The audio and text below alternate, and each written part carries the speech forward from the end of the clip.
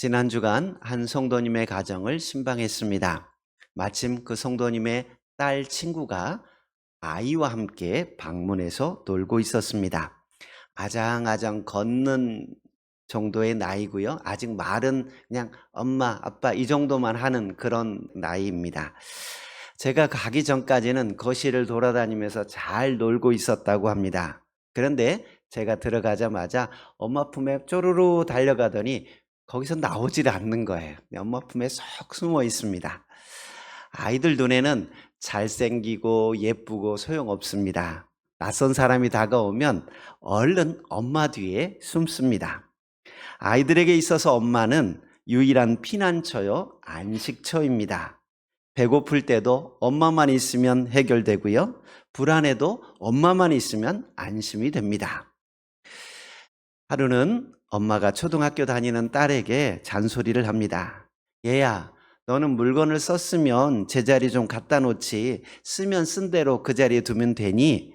물을 마셨으면 물컵은 싱크대에 갖다 두어야지 식탁에 그대로 두면 되냐고. 아래층 지혜는 자기 스스로 정리정돈을 잘한다더라 라고 잔소리를 한참 늘어놓습니다. 그러자 딸의 얼굴이 심각해집니다. 시무룩해지더니 엄마에게 이야기합니다. 엄마, 걔네는 엄마 없대? 여러분, 아이들에게 엄마는 만능 해결사입니다. 엄마만 부리면 모든 게 해결됩니다. 엄마는 안전한 피난처지요. 우리는 살아가면서 수많은 두려움을 경험하게 됩니다. 우리를 두렵게 하는 것들은 눈에 보이는 지진이나 쓰나미 같은 자연재해일 수 있고 직장의 위기나 재정적인 위기일 수도 있습니다. 정치적인 불안이나 환율 상승으로 인한 국가적인 경제 불안일 수도 있습니다. 이런 외적 두려움의 요소뿐만 아니라 내적인 절망과 불안을 경험하기도 합니다. 사람들은 이와 같은 외적인 위협을 느끼면 본능적으로 안전한 곳으로 숨을 곳을 찾게 됩니다. 어떤 사람은 문제가 생기면 전화기 꺼놓고 자기 방에 들어가서 문을 쾅 걷어 잠그고 문제가 해결될 때까지 두문불출하는 사람도 있습니다. 또 어떤 사람은 일상의 공간을 떠나 멀리 여행을 떠나기도 합니다. 또 어떤 사람은 복잡하고 두려운 마음을 잊어버리려고 술을 의지하기도 합니다. 어떤 사람은 대신 싸워줄 사람 뒤에 숨기도 합니다. 이처럼 사람들은 두려운 상황에서 도피할 도피처가 있습니다. 여러분의 도피처는 어디입니까? 오늘 본문의 시인은 우리의 피난처는 하나님이시다라고 고백합니다. 1절 같이 한번 볼까요? 1절입니다. 하나님은 우리의 피난처시요 힘이시니 환난 중에 만날 큰 도움이시라. 본문에서 피난처로 번역된 단어는 피난처, 도피처, 은신처의 의미로 사용되는 단어입니다. 환난과 폭풍을 피할 수 있는 견고한 장소를 뜻합니다. 외적인 위협으로부터 안전하게 숨을 수 있는 곳이라는 뜻입니다. 군사적으로 말하면 적의 포탄을 피할 수 있는 참호나 방공호 같은 곳이라 할 수 있고, 일반적으로는 등산로에 갑작스러운 폭우나 폭설과 같은 기상 상황에서 피할 수 있는 대피소라 할 수 있습니다. 그런데 사람들이 만들어 놓은 피난처는 한계가 있습니다. 적의 포탄을 피해 숨었지만 그곳이 무너질 수도 있고요. 식량이 많지 않아 오랫동안 견딜 수 없을 수도 있습니다. 사람을 의지하고 사람에게 피하는 경우도 마찬가지입니다. 그 사람이 나의 믿음을 저버릴 수도 있고요. 내 문제를 온전히 감당할 수 있는 능력이 되지 않을 수도 있습니다. 그러나 하나님을 피난처로 삼으면 두려워할 필요가 없습니다. 시인은 세상에서 겪을 수 있는 가장 극적인 상황을 묘사하면서 이야기합니다. 2절, 3절 보시면 땅이 변하든지 산이 흔들려 바다 가운데 빠지든지 바닷물이 솟아나고 뛰놀든지 그것이 넘침으로 산이 흔들릴지라도 우리는 두려워하지 아니하리로다라고 이야기합니다. 이것은 단순히 자연재해만을 의미하지 않습니다. 땅은 우리가 살아가는 삶의 근간입니다. 그런데 땅이 변하고 산이 흔들려 바다 가운데 빠지는 상황은 우리 삶의 근간이 송두리째 무너지는 상황을 상징합니다. 내가 믿고 의지하던 모든 것, 재산, 명예, 심지어 주변 사람들까지도 우리를 실망시키고 떠날 수도 있습니다.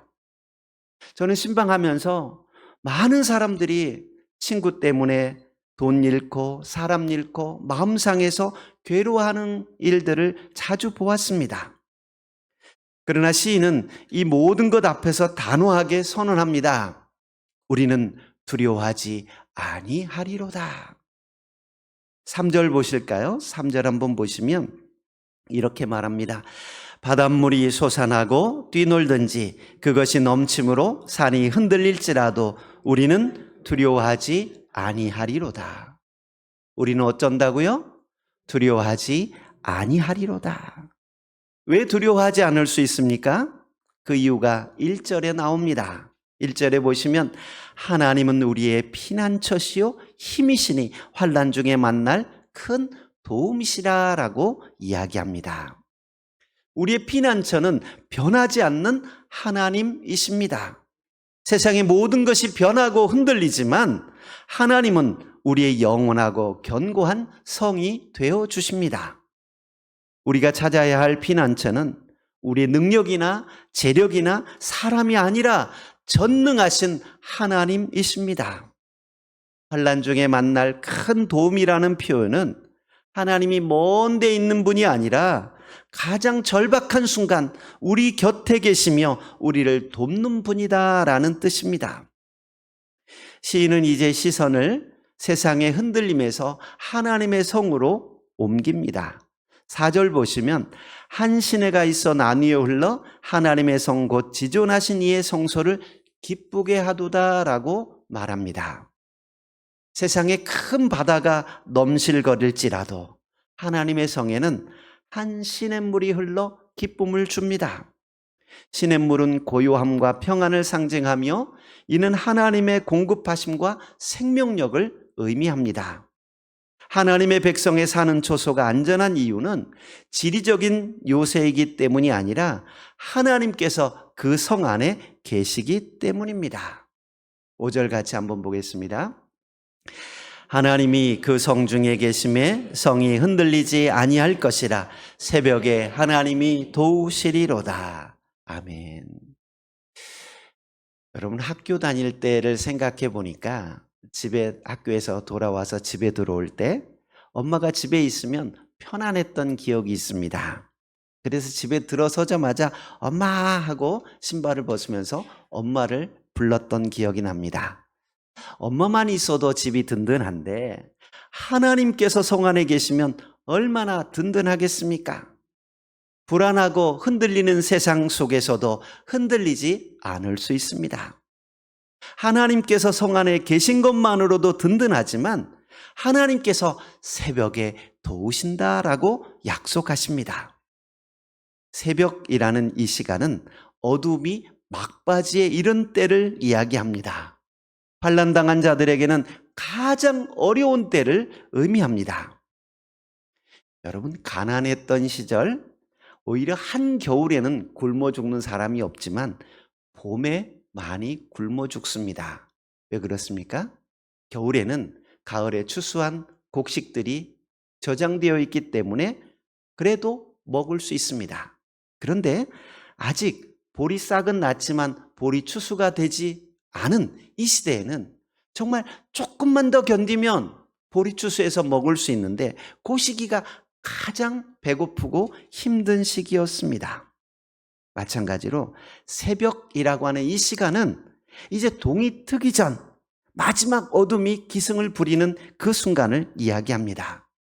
하나님께서 새벽에 도우신다라는 이 표현은 가장 어둡고 절망적인 순간 하나님께서 함께 하시고 도와준다라는 말입니다.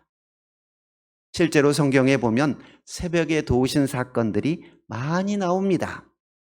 이스라엘 백성들이 애굽에서 나와 바닷가에 장막을 쳤습니다. 그런데 마음이 바뀐 바로가 군대를 이끌고 쫓아오고 있습니다. 백성들은 불안해합니다. 이 광야에서 죽느니 차라리 애굽으로 돌아가자라고 아우성입니다. 이때 모세는 여호와께서 싸우실 거다, 두려워하지 말라라고 선포하였고, 하나님께서는 밤새도록 큰 동풍을 준비하셔서 바닷물이 갈라지게 하셨습니다. 모든 백성이 건넌 후에 출애굽기 14장 24절에 보면 이렇게 표현합니다. 새벽에 여호와께서 불과 구름 기둥 가운데서 애굽 군대를 보시고 애굽 군대를 어지럽게 하시며 라고 말해요. 새벽에 하나님이 움직이시고 새벽에 하나님이 역사하셨다라고 기록하고 있습니다. 가장 두려워하는 순간, 가장 불안한 그 순간 하나님께서 그들의 불안을 제거해 주셨습니다. 사랑하는 성도 여러분, 혹시 여러분의 삶의 터전이 흔들리고 바닷물이 솟아나고 그것이 넘침으로 살이 흔들리는 두려운 상황 가운데 계신 분이 계십니까? 세상을 피난처로 삼지 말고 하나님을 피난처로 삼으십시오. 가장 고통스러운 순간, 가장 지치고 힘든 그 순간 하나님의 도우심을 경험하게 될 것입니다. 7절은 이 모든 평안의 확신을 웅변적으로 선포합니다. 7절 말씀 같이 볼게요. 만군의 여호와께서 우리와 함께 하시니 야곱의 하나님은 우리의 피난처시로다. 만군의 하나님 여호와는 우리의 피난처시로다. 여기서 만군의 여호와라는 말은 온 우주를 다스리시는 전능하신 군대 장관의 이미지를 가지고 있고요. 야곱의 하나님이라는 말은 연약하고 부족한 한 사람 한 사람을 개인적으로 돌보시는 언약의 하나님을 상징하고 있습니다. 이 전능하고도 친밀한 하나님께서 우리와 함께 계시다라는 말입니다. 임마누엘이라는 말이 하나님이 우리와 함께 계시다라는 뜻이지요. 하나님께서 우리와 함께 계심을 기억하고 하나님께 피하고 하나님을 의지하는 성도님들 될 수 있기를 주의 이름으로 축복드립니다. 하나님께 피한다라는 말이 다소 추상적으로 들릴 수 있을 것입니다. 이 말을 좀 더 쉽게 표현한다면 하나님을 믿고 기다리는 것입니다. 하나님이 나와 함께 하심을 믿고 내 생각대로 행하고 내 마음대로 살던 삶을 잠시 멈추는 거예요. 하나님께 묻고 하나님의 도우심을 간구하는 것이 하나님께 피하는 사람의 모습입니다. 그래서 10절에 보면 너희는 가만히 있어 내가 하나님됨을 알지어다 라고 말씀하고 있습니다. 하나님이 피난처라고 말하고 하나님이 성중에 계시다고 말하면서도 평안함을 누리지 못하고 여전히 두려움 가운데 있고 불안해한다면 하나님께서 하나님됨을 믿지 못하기 때문입니다. 여러분, 하나님이 해결해 줄 거라는 믿음이 없으니까 내가 먼저 나서서 움직이는 거예요. 남편에게 음식물 쓰레기 좀 버려달라고 아내가 이야기합니다. 그런데 남편이 알았어 하고 바로 움직이면 좋겠는데 텔레비전에서 눈을 떼지 못하고 있습니다.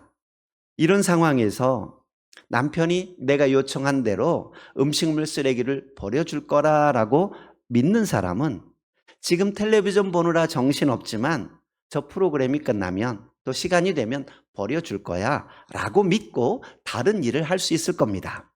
그런데 대답만 저렇게 해놓고 텔레비전에 정신이 팔려 있으니 내 부탁을 들어줄 리가 없지 라고 생각하면서 남편을 믿지 못하면 기다리느니 속이 터져서 본인이 직접 쓰레기 들고 나갈 겁니다.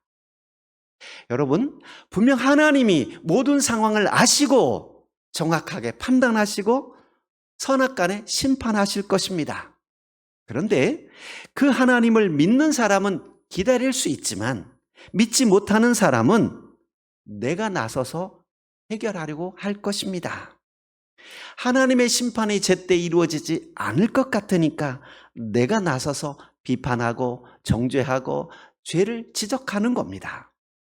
여러분, 경찰을 믿지 못하니까 주먹질하고 싸우는 것처럼 억울하고 분한 상황에서도 하나님이 해결해 줄 거다라고 믿는다면 가만히 기다릴 수 있을 것입니다. 억울한 상황에서 가만히 기다리는 것 쉽지 않습니다. 불안하고 두려운 상황에서 가만히 기다리는 것 어려운 일이에요. 그러나 하나님이 하나님 되심을 믿고 가만히 기다릴 수 있는 믿음이 저와 여러분에게 있기를 축복합니다. 여기서 가만히 있으라라는 이 명령은 단순히 아무것도 하지 말고 가만히 있으라는 뜻이 아닙니다. 그것은 너희의 염려와 노력을 멈추라는 뜻이고 하나님의 주권적인 통치와 권능을 인정하고 그분께 모든 것을 맡기라라는 뜻입니다. 우리의 본성은 문제가 생기면 더 열심히 뛰어다니고 더 많은 지혜를 짜내고 더 강한 힘을 의지하려고 합니다. 하지만 하나님은 우리가 하는 모든 인간적인 노력을 멈추고 주님을 바라보기 원하십니다. 우리가 하나님을 믿고 기다릴 때 비로소 주님께서 일하기 시작하십니다. 역대하 20장에 보면 모압 자손, 암몬 자손, 마온 사람들이 유다 왕 여호사밧을 공격해 왔습니다. 이때 여호사밧은 두려워하여 하나님께 낯을 향하고 간구합니다. 온 유다 백성들에게 금식을 선포합니다. 그리고 여호와의 도우심을 간구하며 기도합니다. 역대하 20장 12절에 보면 여호사밧이 했던 기도가 기록되어 있는데 그는 이렇게 기도합니다. 우리 하나님이여 그들을 징벌하지 아니하시나이까? 우리를 치러 오는 이 큰 무리를 우리가 대적할 능력이 없고 어떻게 할 줄도 알지 못하옵고 오직 주만 바라보나이다 하고, 우리가 능력이 없습니다. 오직 주님만 바라봅니다 라고 하나님 앞에 하소연합니다. 그리고 노래하는 자들을 예복을 입히고 군대 앞에서 하나님을 찬송하게 하고 군대를 이끌고 나아갑니다.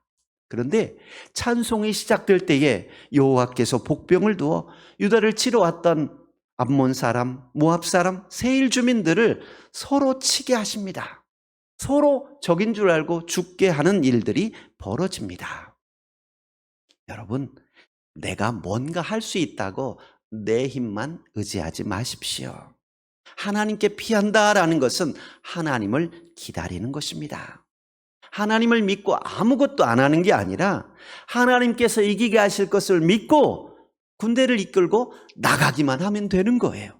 그 다음은 하나님이 하십니다.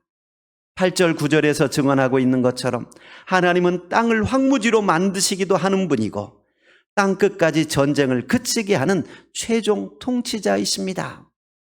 우리의 소란스러운 마음과 분주한 행동을 멈추고 가만히 있을 때 하나님께서 비로소 하나님 되심을 깨닫게 될 것입니다. 조금 전에도 말씀드렸던 것처럼 홍해 바다 앞에서 이스라엘 백성들은 모세를 원망합니다.